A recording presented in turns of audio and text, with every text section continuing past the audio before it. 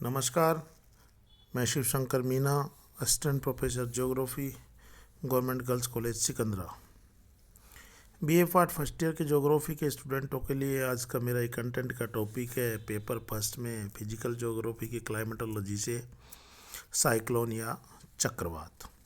इसमें हम जानेंगे कि चक्रवात क्या होता है, उसके प्रकार कौन कौन से हैं और उन प्रकारों की विशेषताएं कौन कौन सी हैं और स्पेशली मौसम एवं जलवायु को ये चक्रवात किस तरीके से प्रभावित करते हैं।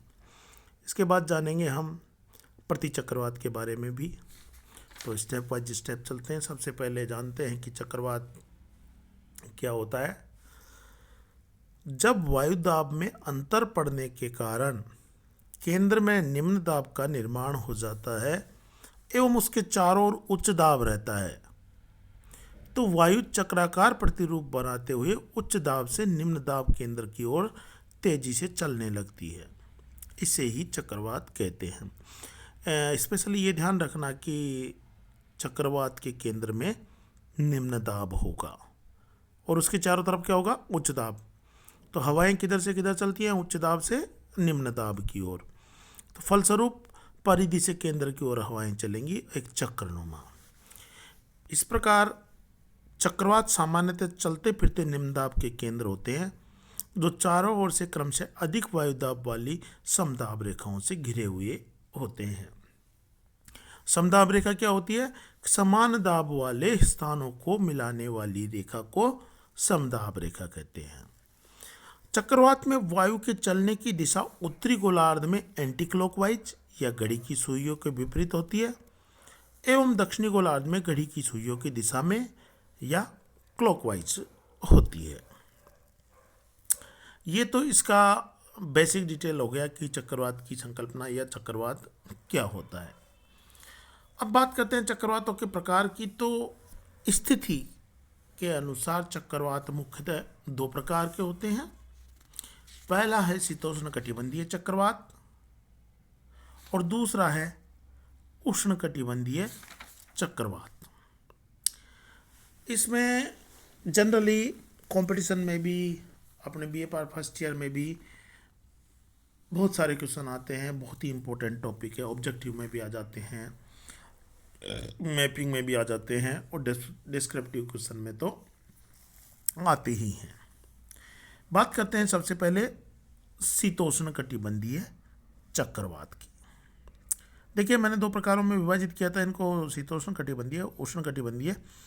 तो और ये भी कहा था कि स्थिति के अनुसार दो भागों में दो प्रकार के होते हैं। तो शीतोष्णकटिबंधीय चक्रवात तो मुख्यतः 30 से 65 डिग्री अक्षांशों के बीच में उत्पन्न होते हैं, जबकि उष्णकटिबंधीय चक्रवात 8 से 24 डिग्री अक्षांशों के बीच उत्पन्न होते हैं। बात करते हैं शीतोष्णकटिबंधीय चक्रवात की डिटेल से। तो शीतोष्णकटिबंधीय चक्रवातों को डिप्रेशन या गर्त चक्र अथवा निम्न दाब क्षेत्र भी कहा जाता है। इनकी उत्पत्ति दोनों ही गोलार्धों में 30 से 65 डिग्री अक्षांशों के बीच होती है। इन अक्षांशों के बीच उष्ण वायु राशियां एवं शीतल ध्रुवीय वायु राशियां जब आमने सामने मिलती हैं तो ध्रुवीय तरंगों के कारण गर्त चक्रों की उत्पत्ति होती है। मैंने आपको पिछले वाताग्र के चैप्टर में भी बताया था। तो जब दो विपरीत स्वभाव वाली हवाएं मिलती हैं तो वाताग्र का निर्माण होता है। और शीतोष्णकटिबंधीय चक्रवात में कौन कौन सी हवाएं मिल रही हैं? एक तो उष्ण वायु राशि, एक शीतल वायु राशि, एक तो व्यापारिक पवनों वाले क्षेत्र या अयनवर्तीय क्षेत्रों से, और एक ध्रुवीय क्षेत्रों से आती है। और इन चक्रवातों की उत्पत्ति के संदर्भ में बर्कनीज महोदय द्वारा ध्रुवीय वाताग्र सिद्धांत या पोलर फ्रंट थ्योरी का प्रतिपादन किया गया है। इस सिद्धांत को तरंग सिद्धांत या वेव थ्योरी अथवा बर्गेन सिद्धांत के नाम से भी जाना जाता है। ये इम्पोर्टेंट थ्योरी है। आपको ज़्यादा डिटेल में नहीं जाना, बट ये ध्यान रखना है कि ये थ्योरी किसने दी थी। शीतोष्णकटिबंधीय चक्रवात का व्यास सामान्यतः 300 से 1500 किलोमीटर एवं चक्रवात से घिरा हुआ क्षेत्र 3 से 12 लाख वर्ग किलोमीटर होता है। बहुत विस्तृत क्षेत्र में होता है। इन चक्रवातों का ऊर्ध्वाधर विस्तार सामान्यतः 10 से 12 किलोमीटर के बीच होता है। इन चक्रवातों की उत्पत्ति एवं विकास ग्रीष्म ऋतु की तुलना में शीत ऋतु में अधिक होती है। भूमध्य सागर में इन चक्रवातों की उत्पत्ति केवल शीत ऋतु में ही होती है। शीतोष्ण कटिबंधीय चक्रवातों का विकास स्थल एवं सागर दोनों पर होता है, ध्यान रखिएगा। और इनकी समदाब रेखाएं जो होती हैं वो वी आकार की होती हैं। शीतोष्ण कटिबंधीय चक्रवातों में वायु दाब प्रवणता या प्रेशर ग्रेडियंट हल्की होती है, फलस्वरूप वायु का वेग अधिक तीव्र नहीं होता है। ये चक्रवात पछुआ पवन के साथ पश्चिम से पूर्व की ओर चलते हैं। इन चक्रवातों से प्रभावित क्षेत्रों में वर्षा सामान्यतः धीरे धीरे होती है, कभी कभी तीव्र बौछारें भी पड़ती हैं। वर्षा लगातार कई दिनों तक होती है। इन चक्रवातों में दोनों प्रकार के वाताग्र पाए जाते हैं। चक्रवात के अग्रभाग में उष्ण वाताग्र एवं पीछे के भाग में शीत वाताग्र होता है। और इन चक्रवातों में चक्षु का अभाव होता है। इस प्रकार चक्रवातों के केंद्र में कोई भी ऐसा स्थान नहीं होता जहां पवन एवं वर्षा बिल्कुल रुक जाए। ये जो आई वाला सिस्टम है चक्षु वाला, इसको मैं एंटी साइक्लोन या अगले टॉपिक में अच्छे से आपको समझा दूंगा। मतलब ये होता है कि इसके सेंटर पार्ट में एक ऐसा स्थान होता है जहां पर सभी प्रकार की वायुमंडलीय क्रियाएं, मौसमी क्रियाएं रुक जाती हैं।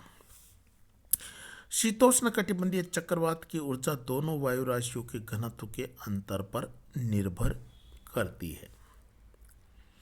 शीतोष्ण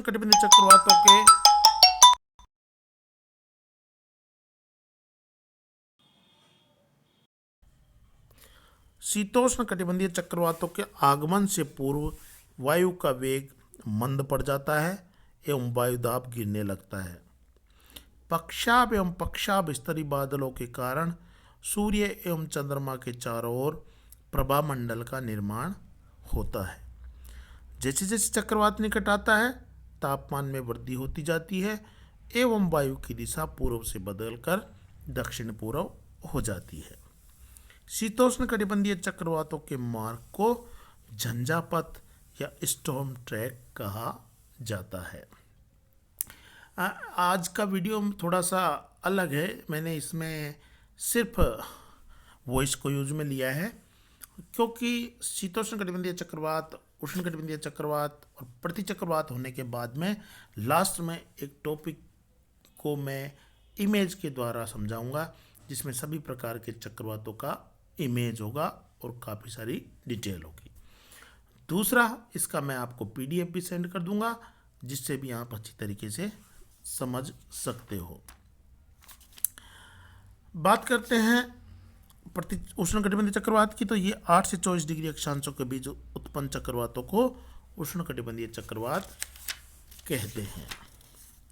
कोरियालिस बल के अभाव के कारण ये चक्रवात विषुवत रेखा के निकट उत्पन्न नहीं हो पाते। कोरियालिस जो पृथ्वी के घूर्णन के कारण उत्पन्न जो बल होता है वो कोरियालिस बल कहलाता है। उष्ण कटिबंधीय चक्रवातों का व्यास 500 से 800 किलोमीटर के बीच पाया जाता है। चक्रवात के केंद्र के निकट वायुदाब प्रवणता काफ़ी अधिक होने के कारण इन चक्रवातों में पवन का वेग 120 से 200 किलोमीटर प्रति घंटा तक होता है। अत्यंत भीषण चक्रवातों के केंद्रीय भाग के निकट पवन का वेग इससे भी अधिक होता है। इस प्रकार ये चक्रवात काफ़ी विनाशकारी होते हैं। इन चक्रवातों का विस्तार धरातल से 10 से 15 किलोमीटर के बीच होता है। 1000 से 2000 मीटर की ऊंचाई तक वायु चारों ओर से केंद्र की ओर प्रभावित होती है। उष्णकटिबंधीय चक्रवातों की एक और महत्वपूर्ण विशेषता यह है कि इनके केंद्र में शांत क्षेत्र पाया जाता है जिसके ऊपर आकाश प्राय मेघ रहित रहता है। इस वृत्ताकार क्रोड प्रदेश को चक्रवात का चक्षु या आई ऑफ साइक्लोन कहते हैं। थोड़ी देर पहले भी मैंने मेंशन किया था।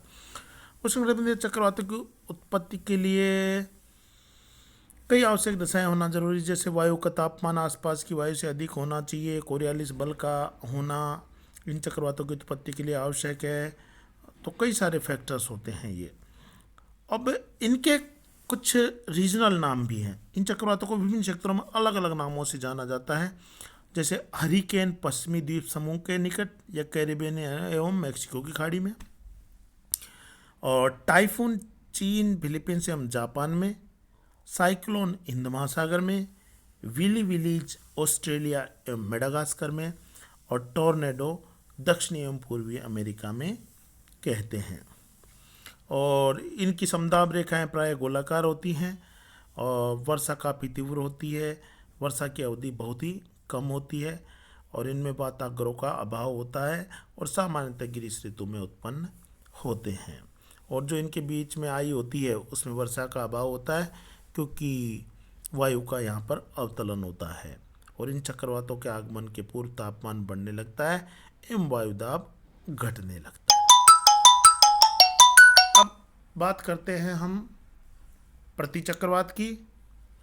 तो प्रतिचक्रवात वृत्ताकार समदाब रेखाओं द्वारा घिरा हुआ वायु का एक ऐसा क्रम है जिसके केंद्र में वायुदाब अधिकतम होता है। केंद्र से बाहर की ओर यह क्रम से घटता जाता है।